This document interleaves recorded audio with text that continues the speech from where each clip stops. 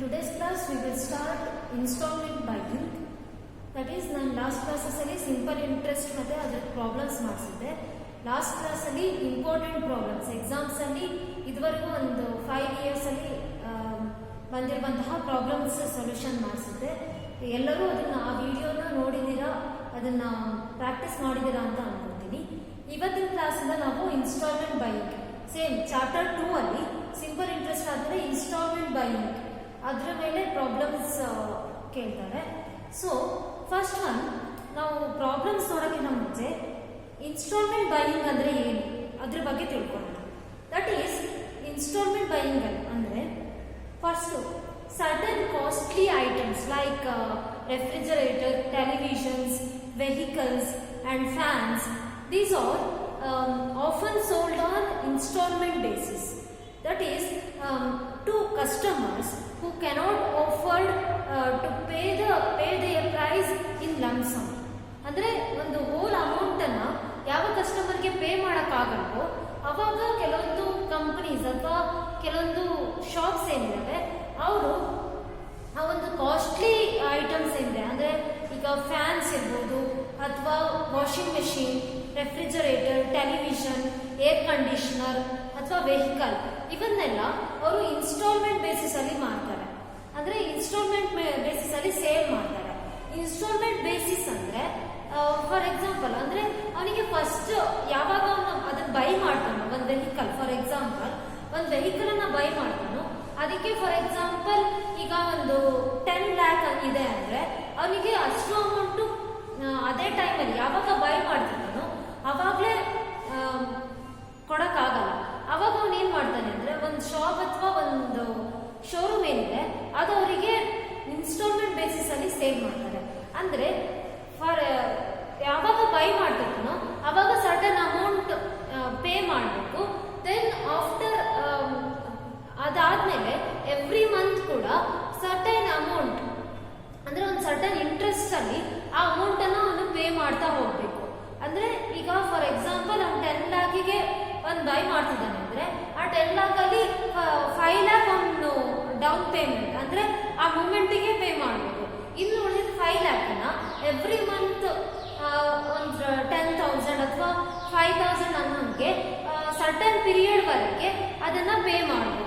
ಈ ಥರ ಒಂದು ಫೆಸಿಲಿಟಿಯನ್ನು ಒಂದು ಕಂಪ್ನಿ ಅಥವಾ ಶೋರೂಮ್ ಶಾಪ್ಸ್ ಏನಿದ್ದಾವೆ ಅದು ಕೊಡ್ತವೆ. ಇದನ್ನು ನಾವು ಇನ್ಸ್ಟಾಲ್ಮೆಂಟ್ ಬೈಯಿಂಗ್ ಅಂತ ಕರಿತೀವಿ. ಸೊ ಇದನ್ನು ಇನ್ನೊಂದು ನೇಮಿಂದ ಕರೀತಾರೆ, that is EMI, that is equated monthly installment ಅಂತ. ಅಂದರೆ ಎವ್ರಿ ಮಂತ್ ಸರ್ಟನ್ ಅಮೌಂಟನ್ನು ನಾವು ಬೈ ಮಾಡಿರುವಂತಹ ಪ್ರಾಡಕ್ಟಿಗೆ ನಾವು ಕೊಡ್ತಾ ಹೋಗ್ತೀವಿ. ಅಂದರೆ ಅವರಿಗೆ ನಾವು ಬೈ ಮಾಡಿದಕ್ಕೋಸ್ಕರ ಆ ವ್ಯಾಲ್ಯೂನ ಫಸ್ಟಿಗೆ ನಾವು ಪೇ ಮಾಡಲ್ಲ, ಎವ್ರಿ ಮಂತ್ ಸರ್ಟನ್ ಸ್ವಲ್ಪ ಅಮೌಂಟನ್ನು ನಾವು ಪೇ ಮಾಡ್ತಾ ಹೋಗ್ತೀವಿ. ಸೊ ಅದನ್ನು ಈಕ್ವೇಟೆಡ್ ಮಂತ್ಲಿ ಇನ್ಸ್ಟಾಲ್ಮೆಂಟ್ ಅಂತಲೂ ಕರೀತಾರೆ. ಸೊ ದಿಸ್ EMI ಅಥವಾ installment buying system is a fixed payment amount made by the borrower to the lender at a specified date each calendar month.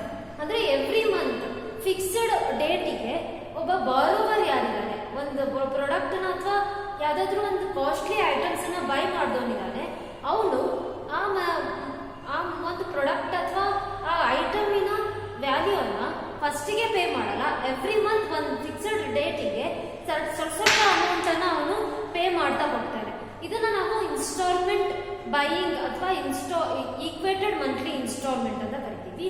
Then under this system a customer pays a part of the prices on the date of the purchase and the balance in equal monthly installment with simple interest.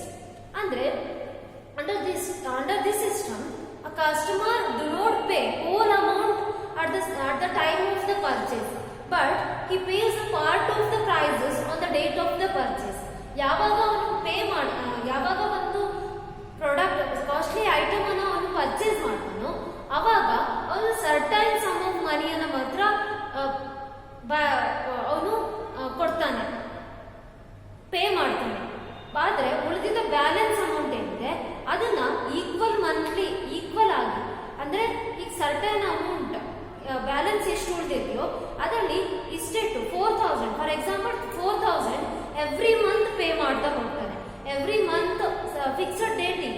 Fixed amount ಅನ್ನ ಅಂದ್ರೆ for example 4000 ಅನ್ನ every month ಒಂದು simple interest base ಮೇಲೆ ಅವನು pay ಮಾಡ್ತಾ ಹೋಗ್ತಾನೆ. ಇದನ್ನ ಈ ಪ್ರೊಸೆಸ್ ಅನ್ನ ನಾವು ಇನ್ಸ್ಟಾಲ್ಮೆಂಟ್ ಬೈಯಿಂಗ್ ಸಿಸ್ಟಮ್ ಅಂತ ಕರಿತೀವಿ.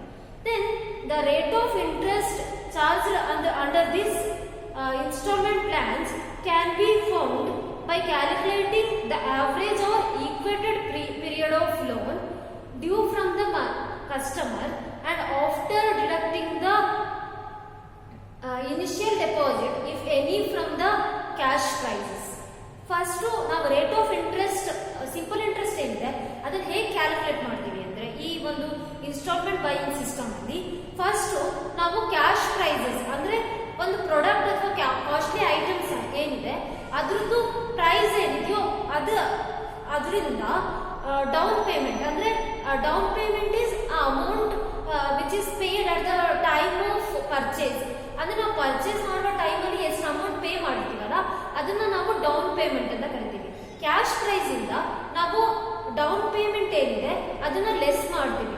ಬರುವಂತಹ ಅಮೌಂಟ್ ಏನಿದೆ ಅದು ಪ್ರಿನ್ಸಿಪಲ್ ಅಮೌಂಟ್. ದಟ್ ಈಸ್ ಅಂದ್ರೆ ಸರ್ಟನ್ ಅಂದ್ರೆ ನಾವು ಬರುವಂತಹ ಪೀರಿಯಡ್ ಅಲ್ಲಿ ನೆಕ್ಸ್ಟ್ ಮಂತ್ಸ್ ಅಲ್ಲಿ ನಾವು ಪ್ರಿನ್ಸಿಪಲ್ ಅಮೌಂಟ್ ಏನ್ ಬಂದಿರುತ್ತೆ ಅಂದ್ರೆ cash price minus down payment ಏನ್ ಮಾಡಿರ್ತೀವಿ ಅದು ಬಂದಿರುವಂತಹ ಐಟಮ್ ಅನ್ನ ನಾವು ಎವ್ರಿ ಮಂತ್ ಇಷ್ಟಿಷ್ಟು ಅಮೌಂಟ್ ಅಂತ ಫಿಕ್ಸ್ಡ್ ಇದರಲ್ಲಿ ನಾವು ಪೇ ಮಾಡ್ತಾ ಹೋಗ್ಬೇಕು.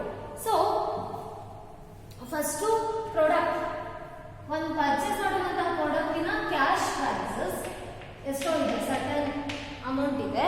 ಅದರಿಂದ ಡೌನ್ ಪೇಮೆಂಟ್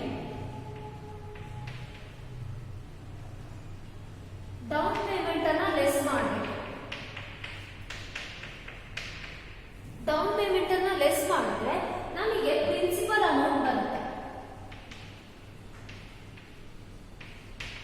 ಇದನ್ನ ನಾವು ಪ್ರಿನ್ಸಿಪಲ್ ಅಮೌಂಟ್ ಅಂದ್ರೆ ಇಷ್ಟು ಫಾರ್ ಎಕ್ಸಾಂಪಲ್ ಒಂದು ಪ್ರಾಡಕ್ಟ್ 10,000 ಇದೆ ಅಂದ್ರೆ 10,000 ಇದೆ ಅಂದ್ರೆ ಅದರ ಅವನು 5,000 ಆಲ್ರೆಡಿ ಪೇ ಮಾಡಿದ್ದಾನೆ. ಅಂದ್ರೆ ಉಳಿದಿದ್ದು 5,000 ಏನಿದೆ ಅದು ಮುಂದೆ ಬರುವಂತಹ ಪೀರಿಯಡ್ ಮಂತ್ಸ್ ಅಲ್ಲಿ ಅವನು ಪೇ ಮಾಡಬೇಕು. ಸೊ ಇದು ಪೇ ಮಾಡಬೇಕಾಗಿರುವಂತಹ ಅಮೌಂಟ್ ಅಂದ್ರೆ ಒಬ್ಬ ಬಾರೋವರ್ ಲೆಂಡರ್ಗೆ ಕೊಡಬೇಕಾಗಿರುವಂತಹ ಅಮೌಂಟ್. ಸೊ ಇದನ್ನ ನಾವು ಪ್ರಿನ್ಸಿಪಲ್ ಅಮೌಂಟ್ ಅಂತ ಕರಿತೀವಿ. Then next one then we have to calculate ಈ ಒಂದು total amount of installment. Total amount of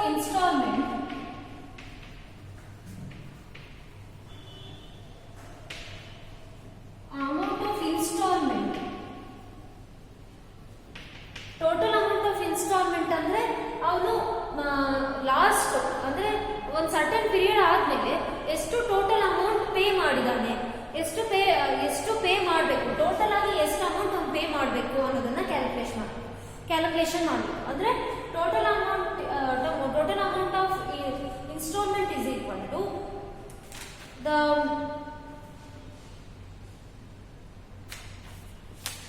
every amount for every month, amount per month into number of years, number of months or installment months. ಅಂದ್ರೆ amount per month ಅಂದ್ರೆ ಅವನ amount every month ಎಷ್ಟು amount fixed some of ಮನಿಯನ್ನ ಅವನು pay ಮಾಡ್ಬೇಕಲ್ವಾ, ಆ amount into number of months ಅಂದ್ರೆ ಎಷ್ಟು months ಅವನು pay ಮಾಡಬೇಕು ಅಂತ ಇರುತ್ತಲ್ವಾ, ಆ ಅಮೌಂಟ್ ಇಂಟು ಮಾಡಿದ್ರೆ ನಮಗೆ ಟೋಟಲ್ ಅಮೌಂಟ್ ಆಫ್ ಇನ್ಸ್ಟಾಲ್ಮೆಂಟ್ ಬರುತ್ತೆ. ಅಂದ್ರೆ ಟೋಟಲ್ ಆಗಿ ಎವ್ರಿ ಮಂತ್ ಅವ್ನು ಪೇ ಮಾಡಿದ್ಮೇಲೆ ಎಷ್ಟು ಅಮೌಂಟ್ ಟೋಟಲ್ ಅಮೌಂಟ್ ಎಷ್ಟು ಪೇ ಮಾಡಬೇಕಾಗಿರುತ್ತಪ್ಪ ಅದನ್ನ ನಾವು ಟೋಟಲ್ ಅಮೌಂಟ್ ಆಫ್ ಇನ್ಸ್ಟಾಲ್ಮೆಂಟ್ ಅಂತ ಕರಿತೀವಿ. Total amount of installment is calculated using that amount per month. Every month pay ಮಾಡಬೇಕು ಫಿಕ್ಸ್ಡ್ ಸಮ್ ಆಫ್ ಮನಿಯನ್ನು ಅವನು ಏನು ಪೇ ಮಾಡ್ತಾನೆ ಅದು ಇಂಟು ನಂಬರ್ ಆಫ್ ಮಂತ್ಸ್ ಅಂದ್ರೆ ಎಷ್ಟು ಮಂತ್ಸ್ ಅವನು ಪೇ ಮಾಡಬೇಕು ಇನ್ಸ್ಟಾಲ್ಮೆಂಟ್ಸ್, ಅದನ್ನ ಮಾಡಿದ್ರೆ ನಮಗೆ ಟೋಟಲ್ ಅಮೌಂಟ್ ಆಫ್ ಇನ್ಸ್ಟಾಲ್ಮೆಂಟ್ ಬರುತ್ತೆ. Then next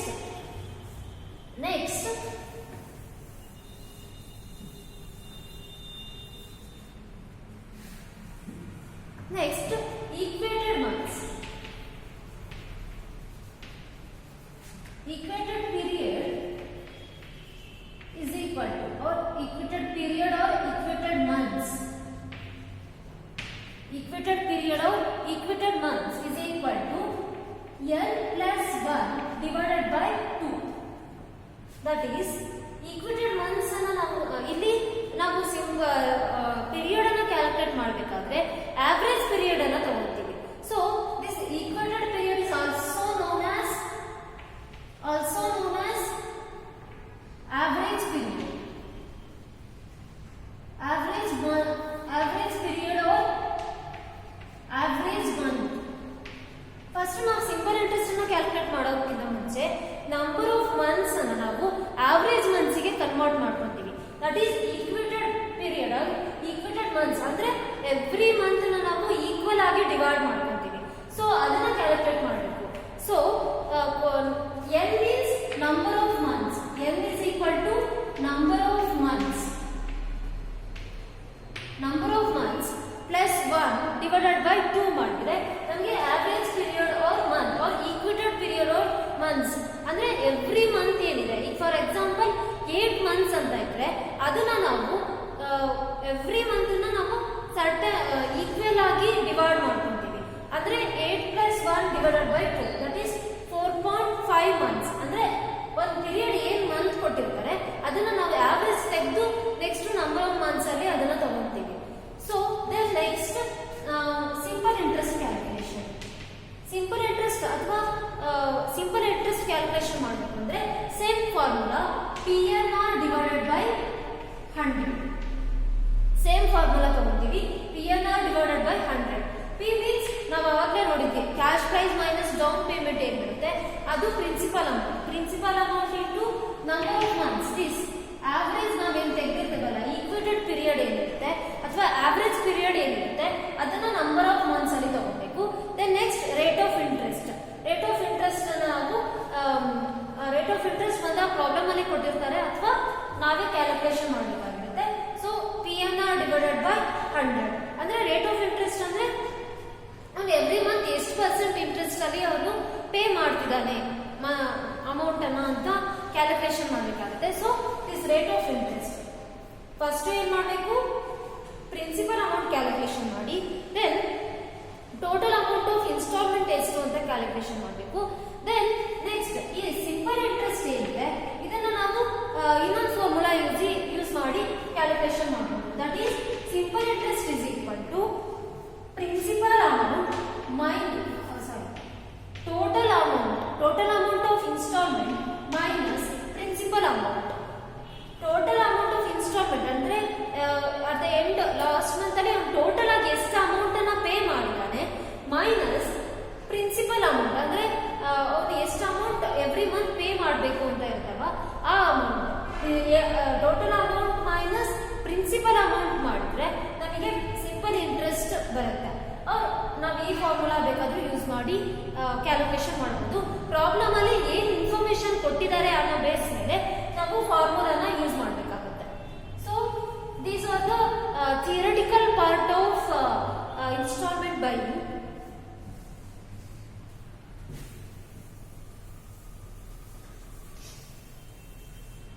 I hope you all understood. First problem, installment buying ಅಲ್ಲಿ ಫಸ್ಟ್ ಪ್ರಾಬ್ಲಮ್. ಈ ಥಿಯರಿಟಿಕಲ್ ಪಾರ್ಟ್ ಏನಿದೆ ಅದು 1 ಮಾರ್ಕ್ಸ್ ಅಥವಾ 2 ಮಾರ್ಕ್ಸ್ ಗೆ ಕೇಳ್ತಾರೆ. That is what is installment buying ಅಥವಾ what is down payment or what is principal amount, ಈ ತರ 1 ಮಾರ್ಕ್ಸ್ 2 ಮಾರ್ಕ್ಸ್ ಗೆ ಕೇಳ್ತಾರೆ.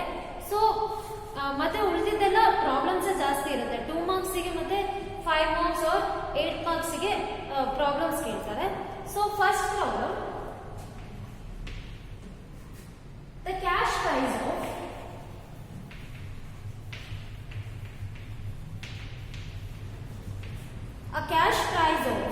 an air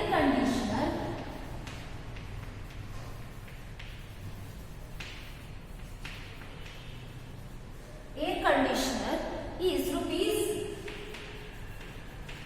3,500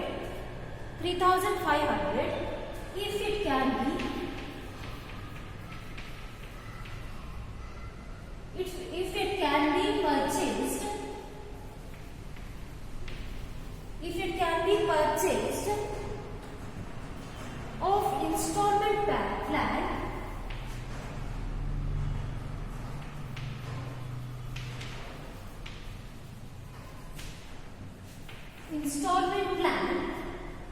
by paying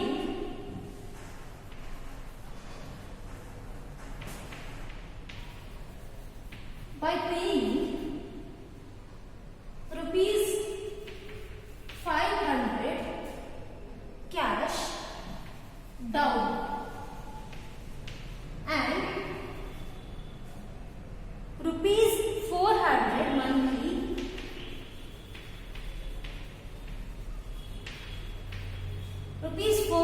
monthly for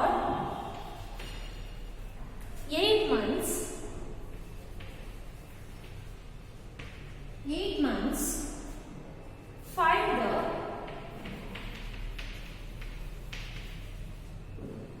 the rate of interest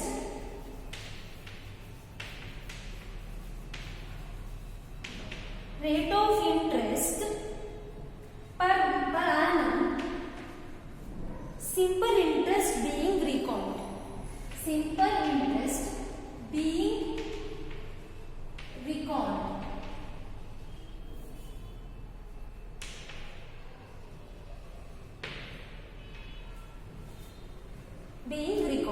That is, they have given the information that the cash price of the air conditioner. ಅಂದ್ರೆ ಒಬ್ಬ customer ಏನಿದ್ದಾನೆ ಅವನು ಒಂದು air conditioner ನ ಎಸಿ ಅನ್ನ buy ಮಾಡ್ತಾ ಇದ್ದಾನೆ. That is the cash price of the AC is rupees 3500. ಅಂದ್ರೆ ಆ ಒಂದು ಏರ್ ಕಂಡೀಷನರ್ ಏನಿದೆ ಅದು 3500 rupeesಗೆ ಬೆಲೆ ಬಾಳುತ್ತೆ. ಅಂದ್ರೆ ಅದರ value 3500. Then if it can be purchased of installment plan by paying rupees 500 cash down. ಅಂದ್ರೆ ಒಬ್ಬ ಕಸ್ಟಮರ್ ಏನಿದ್ದಾನೆ ಅವನು ಈ ಎಸಿ ಅನ್ನ ಇನ್ಸ್ಟಾಲ್ಮೆಂಟ್ ಪ್ಲಾನ್ ಅಲ್ಲಿ ಬೈ ಮಾಡ್ತಾ ಇದ್ದಾನೆ. ಅಂದ್ರೆ if it can be purchased of installment plan by paying rupees 500 cash down. ಅಂದ್ರೆ ಅವನು ಇನ್ಸ್ಟಾಲ್ಮೆಂಟ್ ಪ್ಲಾನ್ ಅಲ್ಲಿ ಈ ಒಂದು ಎಸಿ ಅನ್ನ ಬೈ ಮಾಡ್ತಾ ಇದ್ದಾನೆ. ಸೊ ಆದ್ರೆ ಫಸ್ಟಿಗೆ ಅವನು ಪರ್ಚೇಸ್ ಮಾಡೋ ಟೈಮ್ ಅಲ್ಲಿ ಅಂದ್ರೆ down paying rupees purchased of installment plan by paying rupees 500 cash down. ಅಂದ್ರೆ ಅವನು at the time of the purchase ಅವನು 500 rupees ಅನ್ನ ಪೇ ಮಾಡ್ತಾ ಇದ್ದಾನೆ. ಅಂದ್ರೆ 3500 ಅಲ್ಲಿ ಪರ್ಚೇಸ್ ಮಾಡುವಂತಹ ಟೈಮ್ ಅಲ್ಲಿ ಎಸಿನ ಪರ್ಚೇಸ್ ಮಾಡುವ ಟೈಮ್ ಅಲ್ಲಿ 500 rupees ಅಷ್ಟು ಮಾತ್ರ ಪೇ ಮಾಡ್ತಾನೆ. That is down. rupees 500 cash down ಅಂದ್ರೆ ಡೌನ್ ಪೇಮೆಂಟ್ ಎಷ್ಟು ಮಾಡ್ತಾನೆ ಅಂದ್ರೆ 500 rupees. Down payment is nothing but the amount which is paid at the time of purchase. ಅಂದ್ರೆ ಪರ್ಚೇಸ್ ಮಾಡುವಂತಹ ಟೈಮ್ ಅಲ್ಲಿ ಪೇ ಮಾಡಿರುವಂತಹ ಅಮೌಂಟ್ ಏನಿದೆ ಅದನ್ನ ನಾವು ಡೌನ್ ಪೇಮೆಂಟ್ ಅಂತ ಕರಿತೀವಿ. ಸೊ ಅವನು ಆ ಡೌನ್ ಪೇಮೆಂಟ್ ಎಷ್ಟು ಮಾಡ್ತಾ ಇದ್ದಾನೆ 500 rupees and rupees 400 monthly for 8 months. ಅಂದ್ರೆ ಉಳಿದಿರೋ ಬ್ಯಾಲೆನ್ಸ್ 3000 ಏನಿದೆ ಆ 3000 ಅನ್ನ ಅವನು ಎವ್ರಿ ಮಂತ್ 400 rupees ಅಂಗೆ 8 months ಪೇ ಮಾಡ್ತಾನೆ. ಅಂದ್ರೆ ಈ 3000 ಬ್ಯಾಲೆನ್ಸ್ ಅನ್ನ ಏನ್ ಮಾಡ್ತಾನೆ ಅಂದ್ರೆ every month 400 rupees fixed amount ಅನ್ನ ಪೇ ಮಾಡ್ತಾ 8 months ಅವನು ಪೇ ಮಾಡ್ತಾನೆ. 8 months ಅವನು ಪೇ ಮಾಡ್ತಾನೆ. Then find the rate of interest per annum, simple interest being record. ಅಂದ್ರೆ ನಾವೀಗ ರೇಟ್ ಆಫ್ ಇಂಟ್ರೆಸ್ಟ್ ಅಂದ್ರೆ ಅವನು ಎಷ್ಟು ಫಿಕ್ಸ್ಡ್ ರೇಟಿಗೆ ಅವನು ಆ ಒಂದು 400 rupees ಹೇಗೆ ಬಂತು ಅಂದ್ರೆ ಅವನು ಎಷ್ಟು ಒಂದು ಸಿಂಪಲ್ ಇಂಟ್ರೆಸ್ಟ್ ಅಥವಾ ರೇಟ್ ಆಫ್ ಇಂಟ್ರೆಸ್ಟ್ಗೆ ಎಷ್ಟು ಪರ್ಸೆಂಟೇಜ್ಗೆ ಅವನು ಮನಿಯನ್ನ ಅವನು ಕೊಡ್ತಾ ಇದ್ದಾನೆ, ಪೇ ಮಾಡ್ತಾ ಇದ್ದಾನೆ ಎವ್ರಿ ಮಂತ್ ಅನ್ನೋದನ್ನ ನಾವು ಕ್ಯಾಲ್ಕುಲೇಷನ್ ಮಾಡಬೇಕು. First they have given that cash price ಕೊಟ್ಟಿದ್ದಾರೆ. That is rupees 3500. Then they have given down payment.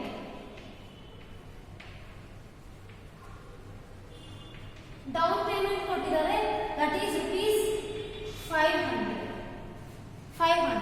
First we have to write given informations.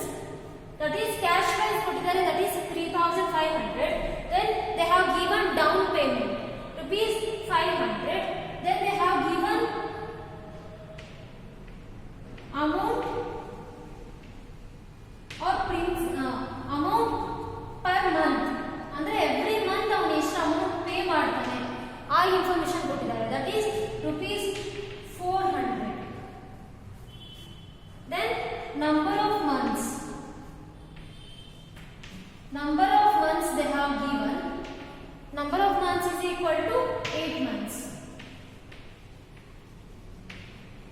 8 months. These informations already ನಮಗೆ problem ಅಲ್ಲಿ ಕೊಡ್ತಾರೆ. We have to calculate ಬರೀ rate of interest calculation ಮಾಡೋಕ್ಕಿಂತ ಮುಂಚೆ ಕೆಲವೊಂದು certain items ಅನ್ನು ನಾವು calculation ಮಾಡಬೇಕು. First we have to calculate principal amount. Principal amount ಅನ್ನ ಕ್ಯಾಲ್ಕುಲೇಟ್ ಮಾಡಬೇಕು. ದಟ್ ಪ್ರಿನ್ಸಿಪಲ್ ಅಮೌಂಟ್ ಅಂದ್ರೆ ನಾವು ಎಷ್ಟು ಅಮೌಂಟ್ ಅನ್ನ ನಾವು ಆಕ್ಚುಲಿ ಎಷ್ಟು ಅಮೌಂಟ್ ಅನ್ನ ನಾವು ಒಬ್ಬ ಲೆಂಡರ್ ಅಥವಾ ಸೆಲ್ಲರಿಗೆ ನಾವು ಪೇ ಮಾಡಬೇಕು ಅನ್ನೋದನ್ನ ನಾವು ಕ್ಯಾಲ್ಕುಲೇಷನ್ ಮಾಡಬೇಕು. That is cash price. Cash price is equal to ₹3,500 minus down payment.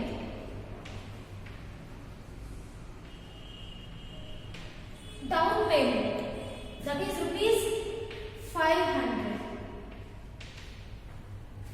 Cash price ಅಂದ್ರೆ price of the product or price of the air conditioner ಏನಿದೆ actual price ಅಂದ್ರೆ ಅದು 3,500. Then down payment ಅಂದ್ರೆ the amount paid at the time of the purchase. Purchase ಮಾಡೋ time ಅಲ್ಲಿ ನಾವು pay ಮಾಡಿರುವಂತಹ amount ಏನಿದೆ ಅದನ್ನ ನಾವು ಡೌನ್ ಪೇಮೆಂಟ್ ಅಂತ ಕರಿತೀವಿ. So that is ₹500. So 3,500 minus 500 andre ₹3,000. This is principal amount.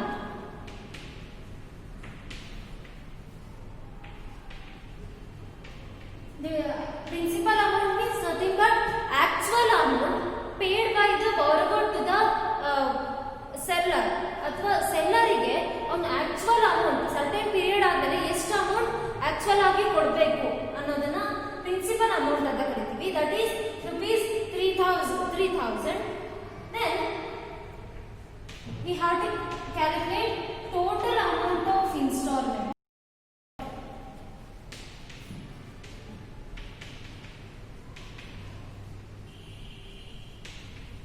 ಅಂದ್ರೆ ಟೋಟಲ್ ಆಗಿ ಎವ್ರಿ ಇನ್ಸ್ಟಾಲ್ಮೆಂಟ್ಸ್ ಅನ್ನ ಟೋಟಲ್ ಆಗಿ ನಾವು ಕ್ಯಾಲ್ಕುಲೇಷನ್ ಮಾಡಿದ್ರೆ ಟೋಟಲ್ ಅಮೌಂಟ್ ಅವನು ಎಷ್ಟು ಪೇ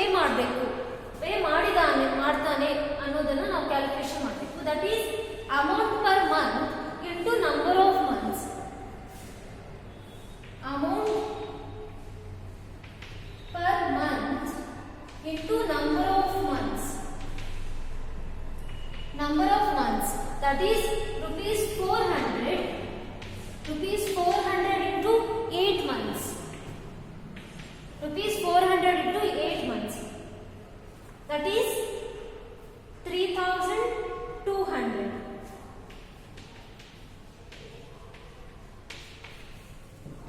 3,200 ಅಂದ್ರೆ ಅವನ ಪ್ರಿನ್ಸಿಪಲ್ ಅಮೌಂಟ್ ಎಷ್ಟು actual amount paid by the actual amount ಅವನು ಬಾರೋವರ್ ಏನಿದ್ದಾನೆ ಅವನು ಸೆಲ್ಲರಿಗೆ ಎಷ್ಟು ಅಮೌಂಟ್ ಆಕ್ಚುಯಲ್ ಅಮೌಂಟ್ ಎಷ್ಟು ಪೇ ಮಾಡಬೇಕು 3,000 ಪೇ ಮಾಡಬೇಕು. ದೆನ್ ಅವನು at the end of the 8 months total ಆಗಿ ಎಷ್ಟು ಅಮೌಂಟ್ ಪೇ ಮಾಡ್ತಾನೆ ಅಂದ್ರೆ 3,200. ಯಾಕಂದ್ರೆ 3,200 ಅವನು ಆಕ್ಚುಯಲ್ ಆಗಿ ಪೇ ಮಾಡಬೇಕಾಗಿದ್ದು 3,000. ಬಟ್ ಅವನು ಅದನ್ನ ಇನ್ಸ್ಟಾಲ್ಮೆಂಟ್ ಬೇಸಿಸ್ ಅಲ್ಲಿ ಪೇ ಮಾಡ್ತಾ ಇರೋದ್ರಿಂದ ಅವನಿಗೆ ಸರ್ಟನ್ ರೇಟ್ ಆಫ್ ಇಂಟ್ರೆಸ್ಟ್ ಅನ್ನ ಅವರು ಇಂಪೋಸ್ ಮಾಡ್ತಾರೆ. ಇಂಟ್ರೆಸ್ಟ್ ಅನ್ನ ಇಂಪೋಸ್ ಮಾಡೋದ್ರಿಂದ ಸೊ ಅವನು ಎವ್ರಿ ಮಂತ್ ಅವನು ವಿತ್ ಇಂಟ್ರೆಸ್ಟ್ ಅವನು ಪೇ ಮಾಡಬೇಕಾಗುತ್ತೆ. ಅಂದ್ರೆ ಆಕ್ಚುಯಲ್ ಅಮೌಂಟ್ ಜೊತೆಗೆ ಅವನು ಸರ್ಟನ್ ಇಂಟ್ರೆಸ್ಟ್ ಅನ್ನ ಪೇ ಮಾಡಬೇಕಾಗುತ್ತೆ. ಸೊ ಈ ಪ್ರಿನ್ಸಿಪಲ್ ಅಮೌಂಟ್ ಪ್ಲಸ್ ಇಂಟ್ರೆಸ್ಟ್ ಏನಿದೆ ಅವನು ಪೇ ಮಾಡೋದು ಅದೆರಡನ್ನೂ ಸೇರಿದ್ರೆ ಬರುವಂತಹ ಅಮೌಂಟ್ ಏನಿದೆ ಅದನ್ನ ಟೋಟಲ್ ಅಮೌಂಟ್ ಆಫ್ ಇನ್ಸ್ಟಾಲ್ಮೆಂಟ್ ಅಂದ್ರೆ ಅವನು ಟೋಟಲ್ ಲಾಸ್ಟಿಗೆ ಎಷ್ಟು ಅಮೌಂಟ್ ಪೇ ಮಾಡ್ತಾನೆ ಅನ್ನೋದು both principal amount plus simple interest ಅಂದ್ರೆ ಇಂಟ್ರೆಸ್ಟ್ ಇನ್ಕ್ಲೂಡ್ ಮಾಡಿ ಇರುತ್ತೆ. ಸೊ ಇಲ್ಲಿ ಡಿಫರೆನ್ಸ್ ಬಂದಿದೆ. ಆಕ್ಚುಯಲ್ ಅಮೌಂಟ್ ಪೇ ಮಾಡಬೇಕಾಗಿದ್ದು 3,000. ಬಟ್ ಅವನು at the end of the month 8 months ಆದ್ಮೇಲೆ ಎಷ್ಟು ಪೇ ಮಾಡ್ತಾನೆ 3,200. ಅಂದ್ರೆ ಇಲ್ಲಿ ಪ್ರಿನ್ಸಿಪಲ್ ಅಮೌಂಟ್ ಜೊತೆಗೆ ಇಂಟ್ರೆಸ್ಟ್ ಕೂಡ ಆಡ್ ಆಗಿದೆ. ಸೊ ನಮಗೆ ಪ್ರಿನ್ಸಿಪಲ್ ಅಮೌಂಟ್ ಗೊತ್ತು, ಟೋಟಲ್ ಅಮೌಂಟ್ ಗೊತ್ತು. We can calculate simple interest. So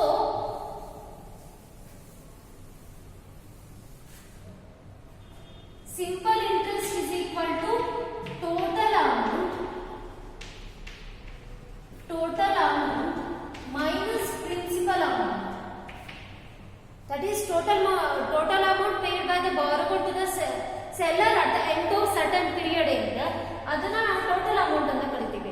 that is rupees 3200 minus principal amount ಅಂದ್ರೆ ಆಕ್ಚುಯಲ್ ಅಮೌಂಟ್ ಒಂದು ಪೇ ಮಾಡಬೇಕಾಗಿರೋದು ಎಷ್ಟು rupees 3000. Then simple interest is rupees 200 simple interest total ಆಗಿ ಅವನು ಸಿಂಪಲ್ ಇಂಟ್ರೆಸ್ಟ್ ಎಷ್ಟು ಪೇ ಮಾಡ್ತಾನೆ rupees 200. Then we have to calculate the equated period ಅಂದ್ರೆ average period calculation ಮಾಡಬೇಕು. That is equated period is equal to ಇಲ್ಲಿ number of months ಎಷ್ಟು ಕೊಟ್ಟಿರ್ತಾರೋ ಅಷ್ಟನ್ನೇ ತಗೊಳ್ಳೋಣ, but ಅದನ್ನ ಆವರೇಜ್ ಗೆ ಮಾಡಿ ತಗೊಂತೀವಿ. ದಟ್ ಈಸ್ ಈಕ್ವೇಟೆಡ್ ಪೀರಿಯಡ್ ಅಂತ ಕರಿತೀವಿ. That is n plus 1 divided by 2. Number of months ಎಷ್ಟು ಕೊಟ್ಟಿದ್ದಾರೆ 8 plus 1 divided by 2. That is 9 divided by 2. ಅಂದ್ರೆ 9 divided by 2 means 4.5 months. 4.5 months ಏನಿದೆ ಅದು ಆವರೇಜ್ ಪೀರಿಯಡ್. ಆವರೇಜ್ ಪೀರಿಯಡ್ ಅನ್ನ ಕ್ಯಾಲ್ಕುಲೇಷನ್ ಮಾಡ್ತೀವಿ. ಈ ಆವರೇಜ್ ಪೀರಿಯಡ್ ಅನ್ನ ನಾವು ರೇಟ್ ಆಫ್ ಇಂಟ್ರೆಸ್ಟ್ ಕ್ಯಾಲ್ಕುಲೇಷನ್ ಮಾಡಬೇಕಾದ್ರೆ ನಂಬರ್ ಆಫ್ ಮಂತ್ಸ್ ಅಂತ ತಗೊಂತೀವಿ. That is equated period is 4.5 months. Then we have to calculate rate of interest. So formula same, simple interest formula. Simple interest is equal to PNR divided by 100. That is simple interest we know. Now calculate already ಮಾಡಿದೀವಿ simple interest na. That is rupees 200 is equal to principal amount is to 3000 into number of months. Number of months ಏನಿದೆ ಅದು average period ಅಥವಾ average month ಅಥವಾ equated period ಏನು ನಾವು calculation ಮಾಡಿರ್ತೀವಿ ಆ months ಅನ್ನ ತಗೊಳ್ಬೇಕು. That is 4.5 months ಇರೋದ್ರಿಂದ 4.5 divided by 12 into rate of interest we don't know, we have to calculate. Then divided by 100. Divided by 100. Then 200 is equal to 3000 into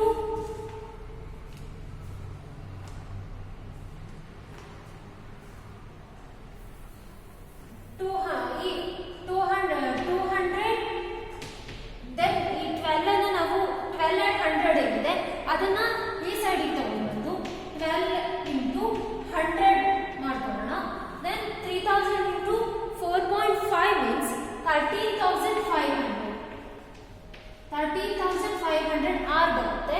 3000 into 4.5 means 13,500 R. Then 200 into 12 into 100 means 2,40,000.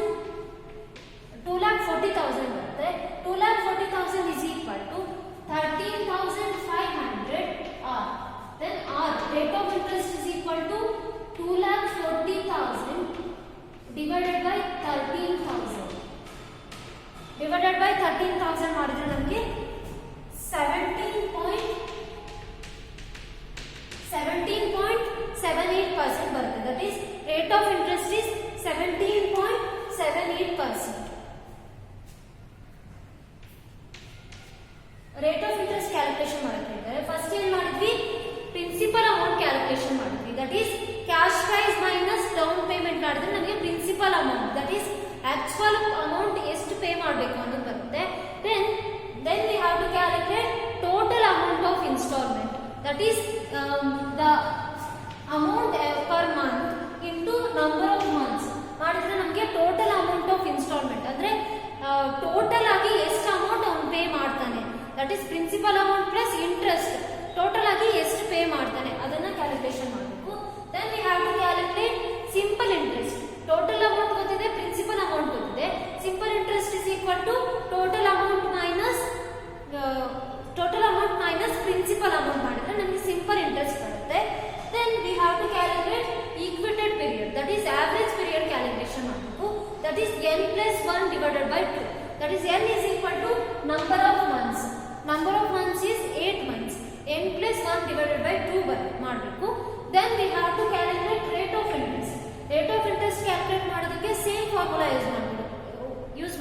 That is simple interest is equal to PNR divided by 100. ಈ PNR divided by 100 ಅಲ್ಲಿ simple interest ನಿಮಗೆ already ಗೊತ್ತಿದೆ, that is 200. PNR principal amount 3000 into number of months we have to take here, we average period or average month ಅಥವಾ equated period ಅನ್ನು ತಗೊಳ್ಬೇಕು. That is 4.5 divided by 12 into R divided by 100. ಈ 12 ಏನಿದೆ ಇದು equal ಇಂದ ಈ side ಬಂದು 200 into 12 into 100 ಆಗುತ್ತೆ, is equal to 3000 into 4.5 means 13,500 R ಆಗುತ್ತೆ. Then R is equal to 2,40,000 divided by 13,000 ಮಾಡಿದ್ರೆ we get rate of interest as 17.78%. This is the first formula. I hope you all understood. Thank you.